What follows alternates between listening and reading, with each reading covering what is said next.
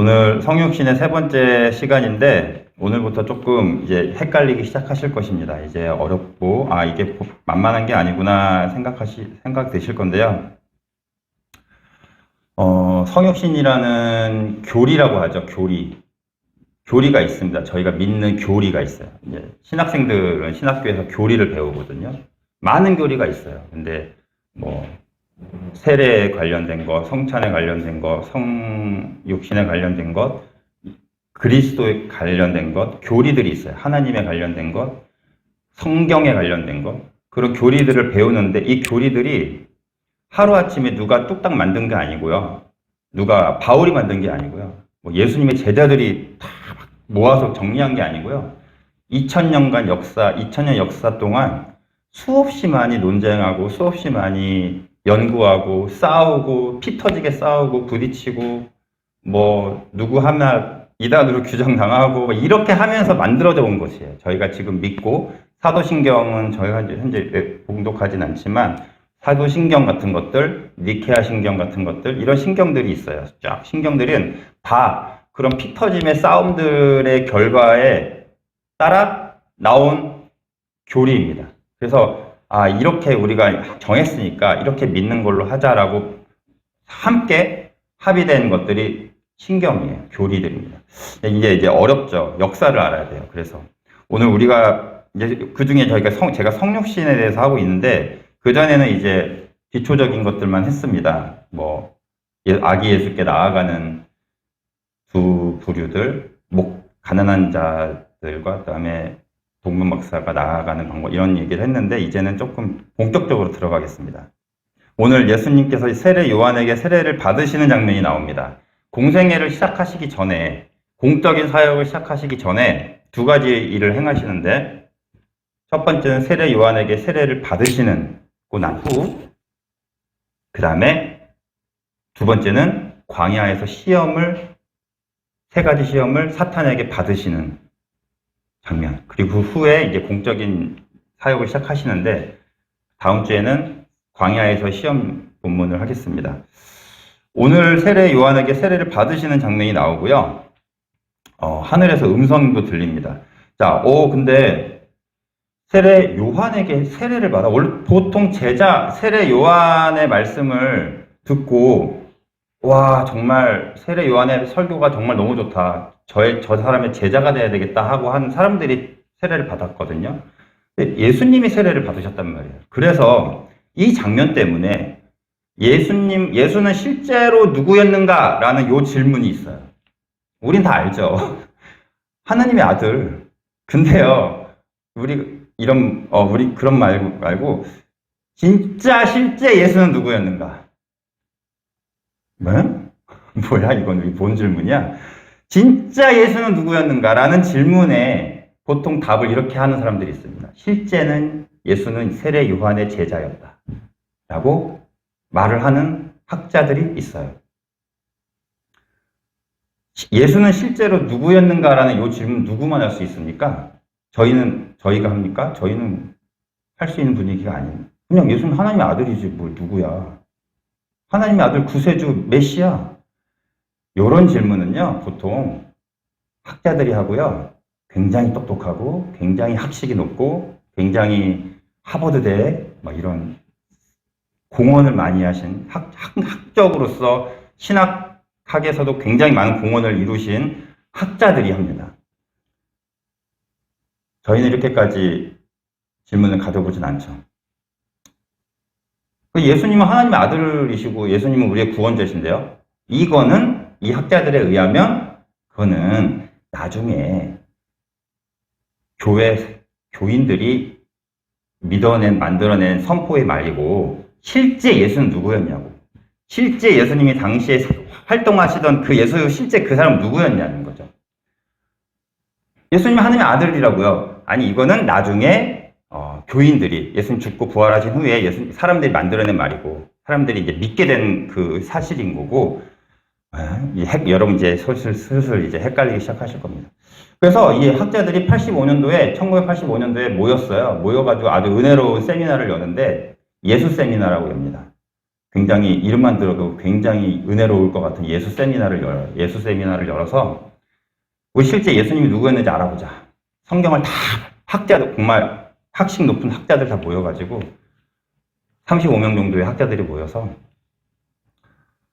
성경을 다 펼쳐. 그리고 여기서 진짜 예수님이 했을 것 같은 말, 그다음에 이거는 예수님이 했을 것 같은 말이 아니고 나중에 교인들이 사람들이 붙이는 말일 것 같은 것 체크하기.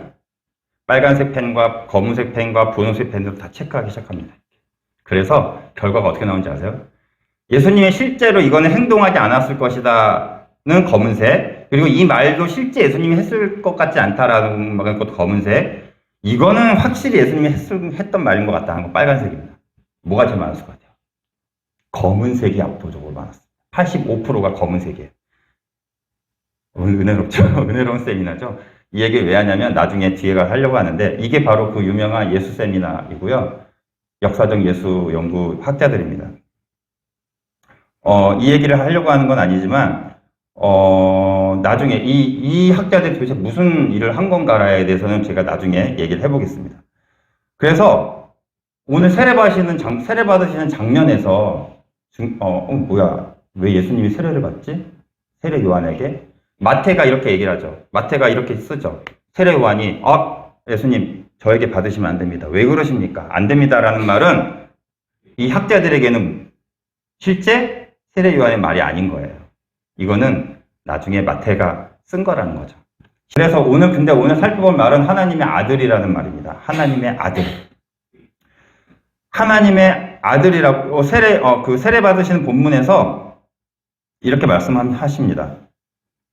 하늘로부터 소리가 있어 말씀하시되 이는 내가 사랑하는 아들이요 내가 기뻐하는 자다라고 음성이 들려옵니다. 하나님의 아들입니다. 그러면 진짜 예수님은 누구인가? 라는 질문에 하나님의 아들이라고 말할 수 있어야죠. 하나님의 아들. 자, 그러면 좀 더 가보겠습니다. 하나님의 아들이라는 말을 조금 살펴보겠습니다. 우리 아들이라는 말 한번 뜻을 볼까요?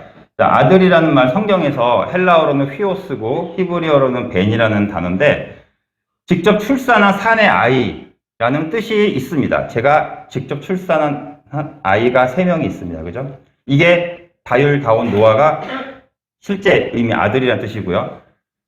아들이 아닌데 아들이라고 부르는 경우가 있어요. 엘리 선지자가 엘리 제사장이죠. 엘리 대제사장이 어린 사무엘에게 꿈을 꿨을 때 자꾸 3번이나 꿈을 꿨다고 엘리에게 갔을 때 사무엘이 아들아라고 불러요.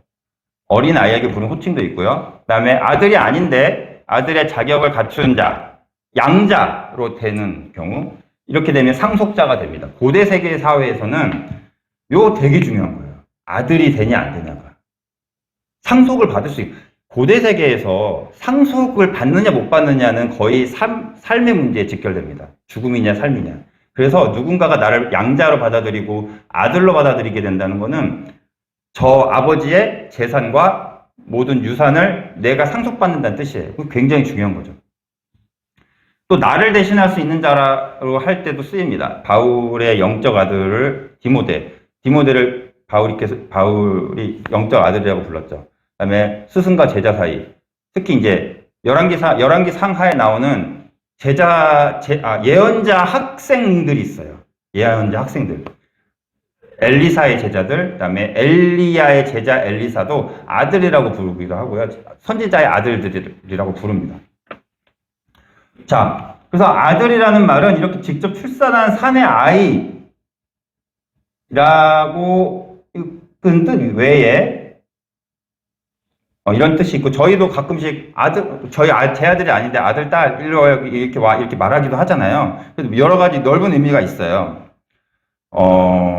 제자들도 스승의 모든 것을 다 보고 배우는 사람에게는 아들이라고 부르고요. 자, 예수님도 하나님의 아들이시죠. 왜냐하면 보좌를 물려받으셨어요. 나중에 예수님께서 부활하시고 하늘에 올라가서 하나님의 보좌에 앉으십니다. 하나님의 보좌에 앉으세요. 그러니까 아들이신 거죠. 우리 역시 마찬가지입니다. 우리도 하나님의 아들이 맞나요? 하나님의 자녀 맞으세요? 자, 맞죠? 이렇게 잘 따라오세요. 우리도 하나님의 권한을 예수님의 권한을 물려받았어요. 복음을 선포할 수 있는 권한을 물려받았어요. 여러분 복음 선포하실 수 있어요. 저희가 다 안 해서 그렇지 하실 수 있어. 권한이 있다니까요. 그리고 아픈 사람 있으면 기도하실 수 있는 권한이 있어요. 하나님 낫게 해주세요. 그 저희가 엄청나게 열심히 기도하는 거 아닙니까? 이게 하나님 자녀의 특권이에요. 이거 저희가 물려받은 거예요. 상속받은 거예요. 하나님의 나라도 이게 지금 저희가 하나님 나라에 이미 살고 있어요. 그래서 제가 치과에서 엄청나게 여러분께 기도 부탁하고 치과에서 딱 누워있는데 왠지 안 두려운 거예요. 왜냐면 전날 기도해 주셨던 분들 생각이 그래, 기도했으니까 안 아플 거야. 안 아프겠지. 안 아플 거야. 라고 생각이 드는 거예요. 왜냐면 이게 기도의 힘이거든요. 여러분들이 기도해 주셨던 게 자꾸 생각이 나요. 저희는 이런 나라에 살고 있어요. 이미 여러분들은 하나님 나라에 살고 있는 하나님의 자녀들입니다. 아들, 딸입니다. 아멘? 좀 강요 안 하려고 하는데 자꾸 나이가 드니까 강요하네요. 그렇다고 해서 우리가 하나님은 아니죠? 하나님의 아들, 딸이지 하나님은 아니에요. 맞죠? 자, 보세요. 헷갈리니까 잘 들으세요. 예수님도 하나님의 아들이지만 하나님은 아니죠. 맞죠? 하나님과 거의 같은 분이지만 하나님은 아니에요. 아들이니까요. 하나님이에요? 자, 헷갈리기 시작합니다, 이제. 보여주세요. 양자설. 자, 이게 양자설인데요. 이렇게 주장한 사람들이 있었습니다. 하나님의 아들이다. 그러나 하나님은 아니다. 그럼 누구냐? 하나님과 거의 같은 분. 원래 인간인데 언제 양자로 입양이 됐다는 거예요. 언제? 요 세례 받은 날. 요 세례 받은 날, 세례 요한에게 세례 받은 날 하늘에서 음성이 들려서 이는 내가 사랑하는 아들이요 내가 기뻐하는 자다. 요 순간에 아들로 입양이 됐다는 거죠. 양자가 됐다는 거예요. 이게 양자설입니다. 양자역학 이런 거랑 헷갈리실까봐 제가 영어로 썼는데, 자 보세요. 예수님은 하나님과 거의 같은 분이지만 하나님은 아니다. 뭐냐면 어쨌든 봐봐요. 예수님 안에 인성과 본성이 있어요. 그죠? 인간적인 면과 신적인 면이 있어요. 기적을 베푸는 것들은 어때요? 파도를 멈추게 하고 죽은 자를 일으키시고 이거는 하나님만이 할 수 있는 거잖아요. 예수님은 같은 하나님의 능력이 있어요. 근데 또한 졸리시기도 하고 배고프시기도 하고 그다음에 우시기도 하고 아파하시기도 하고 인간적인 면이 있어요. 인성과 신성 같이 있습니다. 자, 이거 갖고 싸우는 거예요, 이제 여러분. 여러분도 이제 머릿속에서 싸우셔야 돼요. 자, 양자적은 뭐냐면, 양자적 그리스도로, 양자설은 뭐냐면요. 하나님과 거의 같은 분이긴 하지만 하나님은 아니다. 그러면 인성이 커요, 신성이 커요? 이건 인성이 큰 거예요. 인간이란 뜻이에요. 예수님은 인간인데, 하나님께 권한을 위임받은 슈퍼인간인 거예요. 하나님이 완전 100% 인간이고, 신성은 하나님과 거의 같은 분이지만 하나님은 아니다라는 거죠. 또 그 다음 볼까요? 이 사람들 자, 세례받는 자리에서 양자로 입양되었어요. 예수님. 하나님 때문에. 하나님께서 하나님의 무고한 그 엄청난 사랑 때문에 예수님을 내 아들로 딱 입양하시고 그다음에 하나님의 아버지 하나님의 권한을 부여받은 거예요. 그래서 선포해라. 복음을 선포하고 내가 너에게 병 고칠 자들을 고칠 권한을 주겠다. 귀신 쫓을 능력을 주겠다 해서 능력을 부여받은 거죠. 부여받은 겁니다. 그 다음에 마리아는 하나님을 낳으신 게 아니라 인간을 낳으신 거예요. 그 다음에 또 있나요? 인성을 강조했습니다. 이것이 양자적 그리스도입니다. 맞다 안 맞다는 나중에 얘기할게요. 그 다음에 아예 아니다. 뭔 소리냐? 예수님은 하나님이다 라고 주장한 사람들이 있습니다. 하나님이고 하나님 그 자체다. 하나님이니까 우리를 구원하지. 어떻게 인간이 우리를 구원하냐? 그쵸?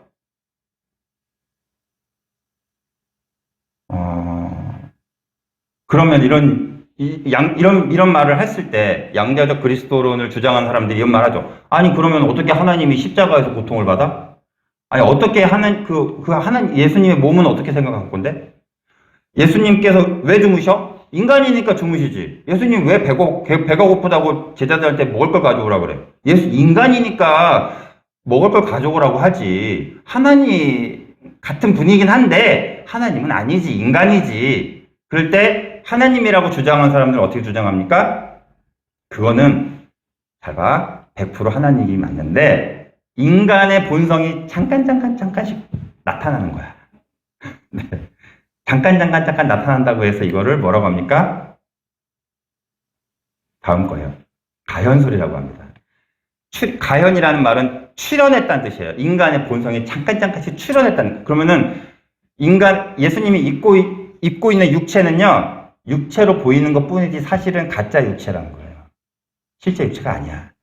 원래 진짜 하나님이 내려오신 건데 우리가 인간처럼 보이게끔 가끔씩 이렇게 나타나고요. 눈물 흘리실 거 잠깐 인간의 본성이 잠깐씩 나타나는 거예요. 이게 100% 하나님이신데 인간의 본성이 10%씩 나타나는 거죠. 그러니까 하나님이 우리를 구원하시지. 어떻게 예수님이 인간이면 우리를 구원하셔? 또 볼까요? 자, 100% 하나님이시지만 인성이 가끔씩 출현하는 것이다 해서 도케티즘이라고 합니다. 그 다음, 예수님의 몸은 진짜 육체가 아니고 육체처럼 보이는 것입니다. 그 다음, 십자가에서 죽으신 건 하나님이 죽으신 게 아니고 인간 예수가 죽은 거다. 네.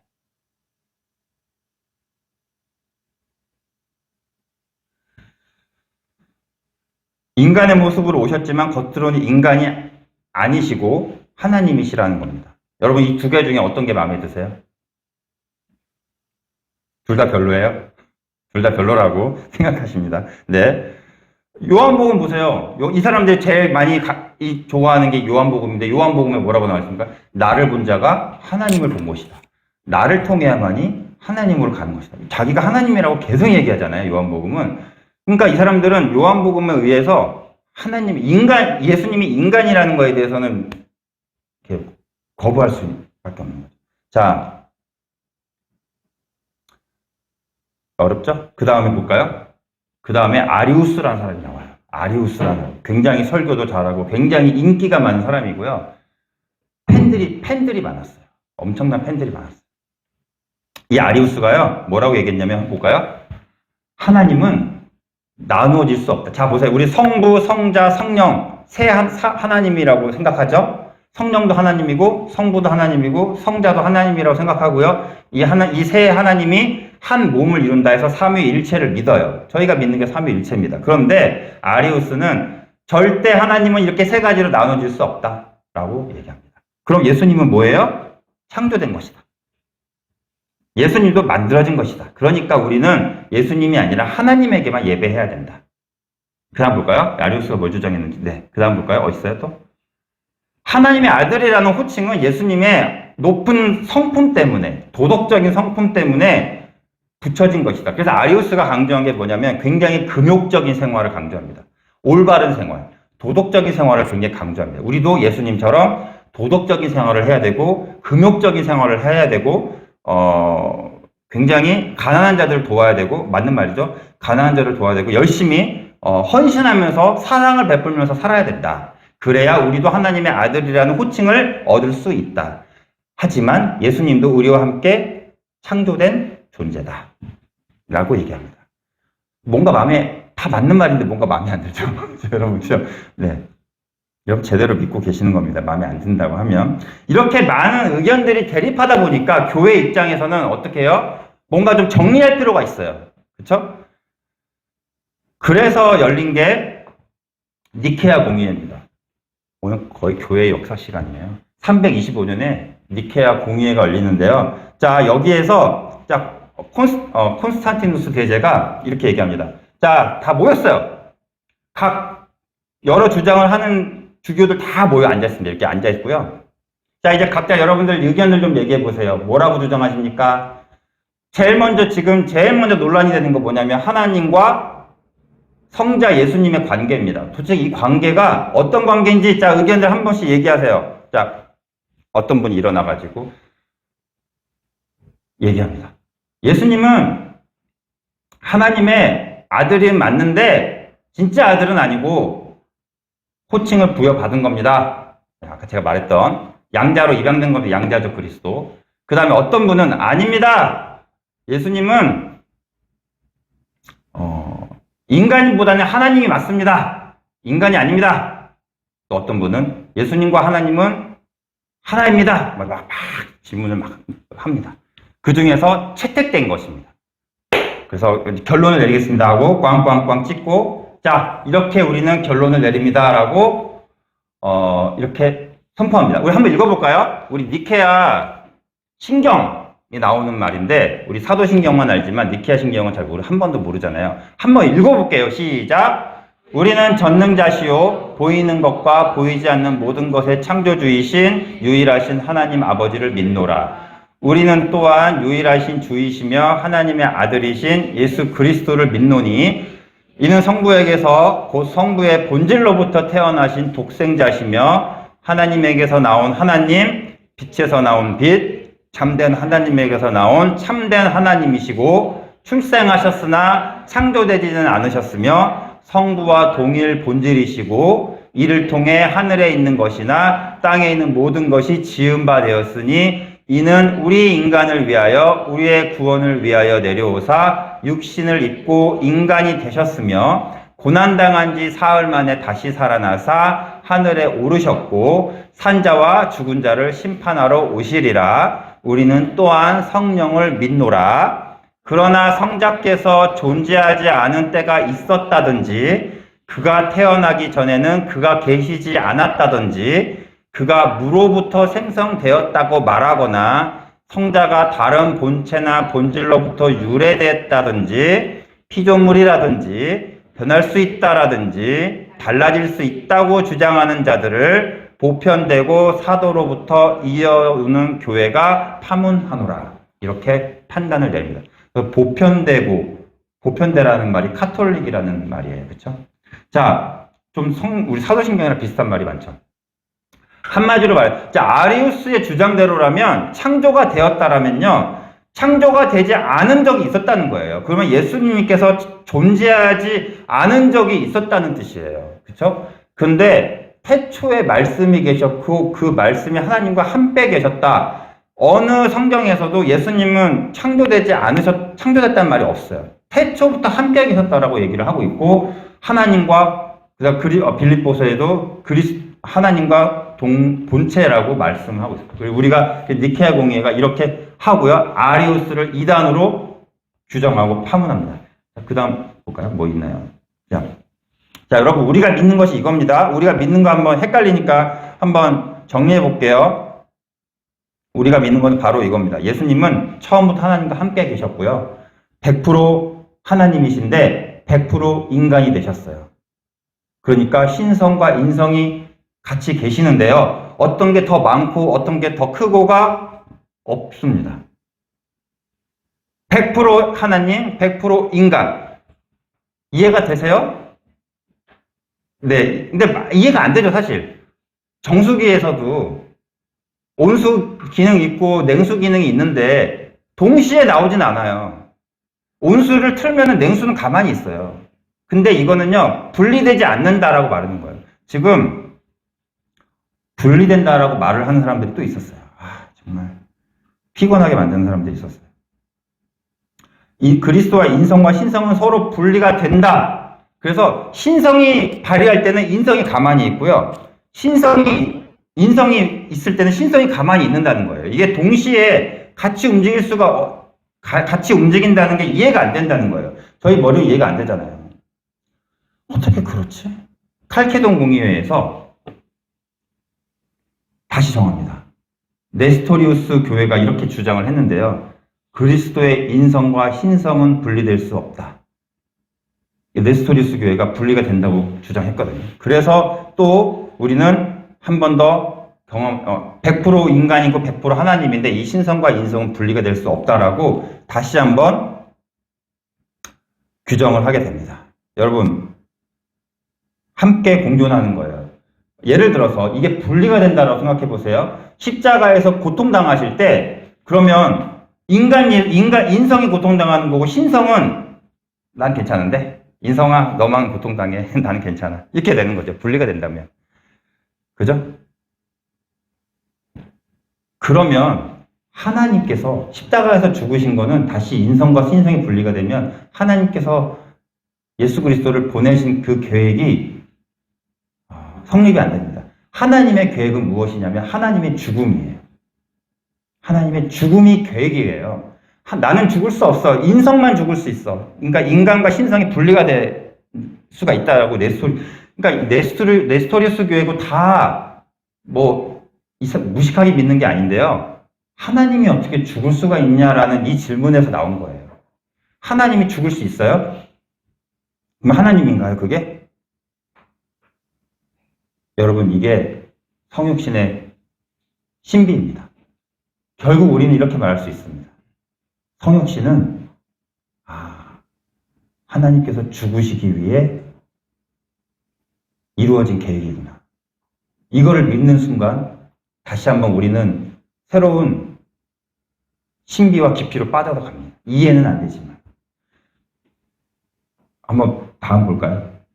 자, 우리가 믿는 거 다시 한번 볼게요. 그리스도는 하나님과 동등한 본체이시고 완전한 인간이 되셨다. 우리가 믿는 겁니다. 이게 진짜입니다. 혹시 이 있습니다라고 우리 또 공의에 열게요. 진리라는 공의를 한번 열 테니까 이해가 있으시면 손 드세요. 그 다음에 그리스도는 창조되지 않으셨습니다. 하나님과 함께 계셨습니다.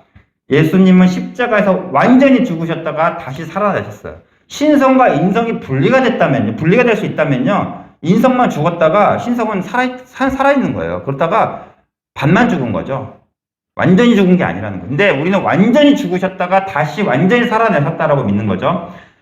예수님의 인성과 신성은 분리되지 않는다라고 우리는 믿습니다. 자, 다시 제가 방금 좀 전에 한 얘기를 다시 해볼게요. 하나님이 죽으시기 위해서 예수님이 인간으로 오셨다라는 이 사실을 믿는다면 다시 한번 성육신이 어떤 의미인지를 우리가 알 수 있어요. 헌신이구나. 성육신은 희생이었구나를 알 수 있어요. 그 신성의 하나님께서 인간이 되신 것 자체가 희생이에요. 아기 예수로 오신 것 자체가 헌신이고 희생이에요. 이제 우리가 이거를 이해하려고 하지 않으니까 자꾸 이런 양자적 그리스도 뭐가 나오는 거예요. 이걸 이해하면 돼요. 하나님이 헌신하셨구나. 희생하셨구나. 그 더러운 화장실을 드나들도록 인간의 삶을 살게 하셨구나. 배가 고파서 음식을 먹어야지 살 수 있게 인간이 되셨구나.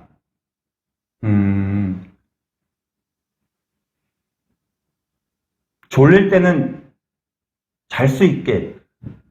구약에서는 하나님이 졸지 않으시고 우리를 지켜본다고 하셨거든요. 근데 그런 분이 잠을 주무시는 존재, 잠을 주무셔야지 다음을 생활할 수 있는 존재로 내려오셨다고요. 이것 자체가 하나님의 사랑인 거예요. 희생인 거예요.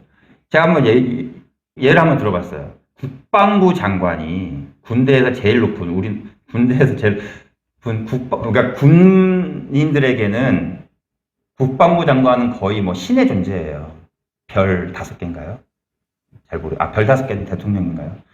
별 한두 개만 있어도 정말 이렇게 막 벌벌벌 떠는데 별 4개, 5개 이런 분들은 신이거든요.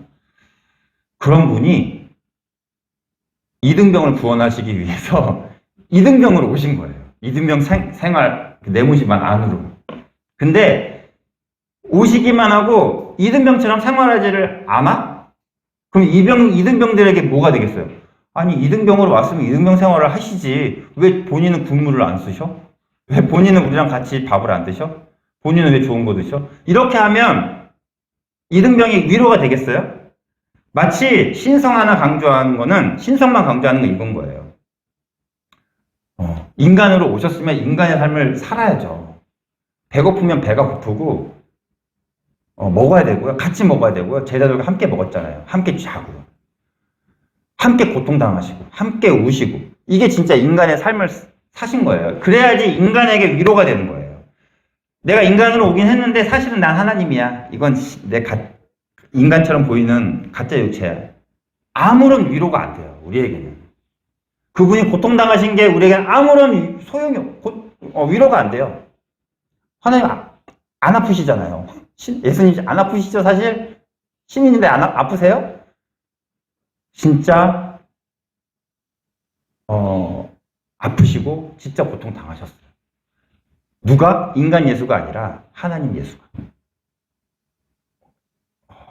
다시 한번 하나님께서 고통 당하셨다. 이 질문, 어색한 질문입니다. 한번 그 다음 볼까요? 자, 이 문장. 제가 마지막에 고민하고 새벽 5시까지 고민해서 마지막으로 쓴 문장입니다. 하나님이 직접 고난받으시고 죽으셨다. 이 문장이 제일 중요한 거예요. 성육신의 이 문장이 이해가 안 돼서 그렇게 많은 논쟁이 일어나요. 이 문장을 받아들이지 못하니까 그렇게 많은 논쟁이 일어나고 그렇게 많은 이단들이 나온 거예요. 결국엔 하나님의 죽음을 받아들여야 됩니다. 어색한 문장입니다. 여러분, 어색한 문장이고 이해되지 않은 문장인데요. 이게 우리의 이해가 필요한 문장은 아니에요. 이거 이해하라고 우리 보고 이거 이해해서 논리적으로 이해해보라고 설명하라고 주신 문장이 아니에요. 이거는 이해가 필요로 하나님이 죽으시겠다는데요. 우리가 이걸 받아들이면 되는 거예요. 그죠? 칼케돈 공의회가 이걸 한 겁니다. 칼케돈 공의회도요. 아까 전에 나왔던 네스토리우스 교회가 신성과 인성은 분리될 수 있다라는 질문에 칼케돈 공의회가 한 게 뭐냐면 분리될 수 없다 해놓고 엄청나게 논리로 설명하지 않았어요. 엄청난 해박한 지식으로 해박한 그런 성경 지식으로 분리될 수 없다를 설명해서 설득시키지 않았어요. 그냥 확증했어요. 아니다. 우리가 믿는 것을 믿노라. 분리될 수 없다. 너넨 이단. 칼케돈 공의회도요. 이걸 설명할 수 있다라고 생각하지 않아요. 근데 그냥 받아들이기로 한 거예요. 그리고 이 어색함을 가지고 계속 나아가기로 한 거예요. 성육신은 영원히 풀리지 않는 숙제인데요. 우리의 머리로 풀지 못해요. 그냥 받아들이고 하나님의 죽으시기로 결정하셨고 인간이 되시기로 결정하셨다는 사실을 받아들이고 그 사랑으로 사는 것입니다. 그게 성육신의 신비인 것 같습니다. 제가 아까 예수세미나 학자들 굉장히 은혜로운 학자들 얘기했죠. 그 예수세미나 학자들이 뭐 강조한 게 가연설이에요? 양자적 그리스도예요? 뭘 강조했나요? 그 예수세미나는 인성을 강조했어요? 신성을 강조했어요? 헷갈리시죠?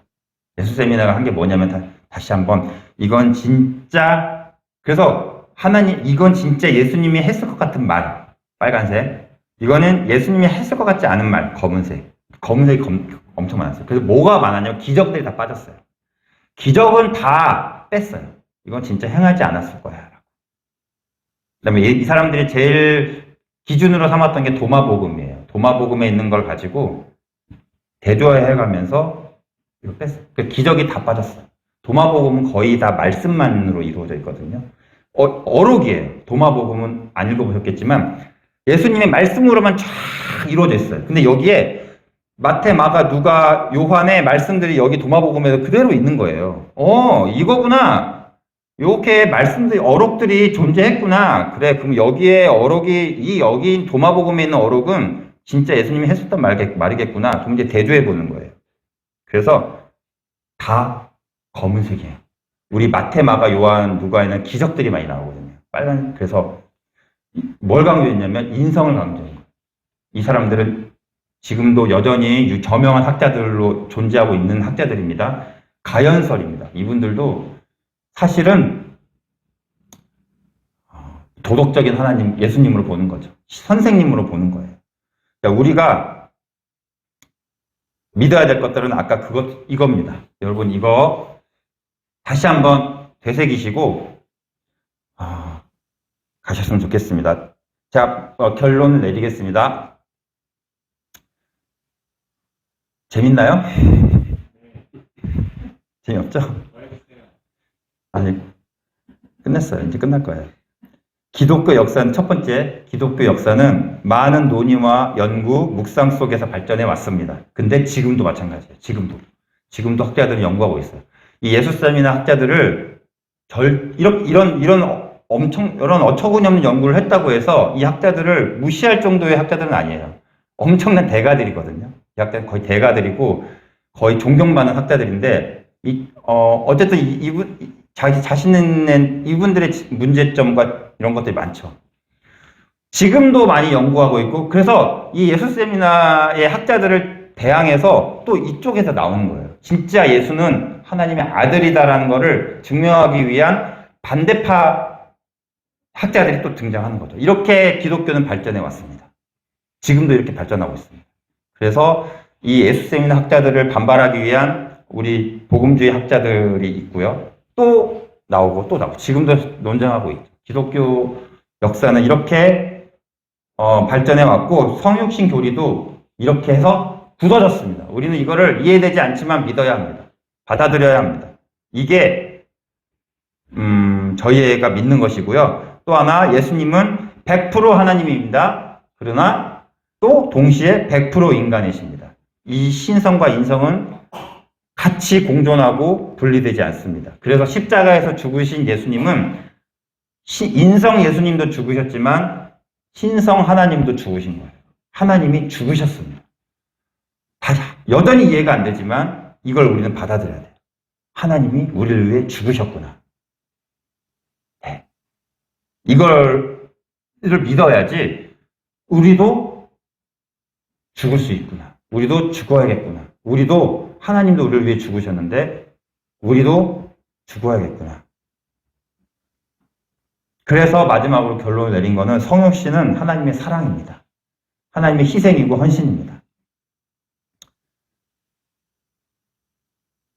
여기까지 결론을 내겠습니다.